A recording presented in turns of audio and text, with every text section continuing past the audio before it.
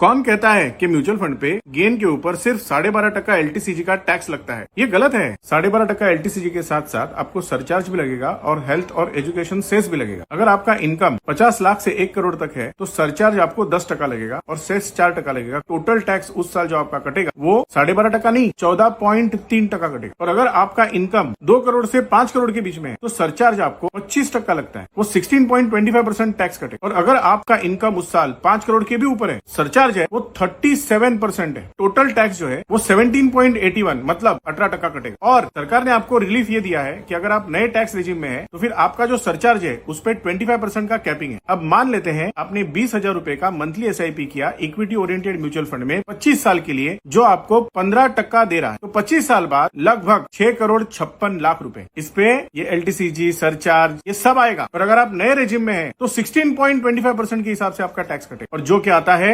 96 लाख काटने के बाद आपके जेब में आएगा 5 करोड़ 60 लाख रुपया। इसका मतलब ये टैक्स की वजह से आपका 96 लाख रुपए का लॉस हो रहा है। लेकिन अगर यही महीना 20,000 रुपया आपने LIC के यूलिप प्लान में डाला तो आपका 1 रुपया भी टैक्स नहीं कटेगा। सारा का सारा मैच्योरिटी आपको कंप्लीटली टैक्स फ्री मिलेगा। इसका मतलब म्यूचुअल फंड तो नुकसान का सौदा है कम से कम 2.5 लाख रुपए के लिए, क्योंकि यूलिप में 2.5 लाख रुपए तक मैच्योरिटी पे 1 रुपया भी टैक्स नहीं लगता। तो शायद म्यूचुअल फंड का जमाना तो गया, अब LIC के यूलिप का जमाना आया। LIC करो, जिम्मेदार बनो।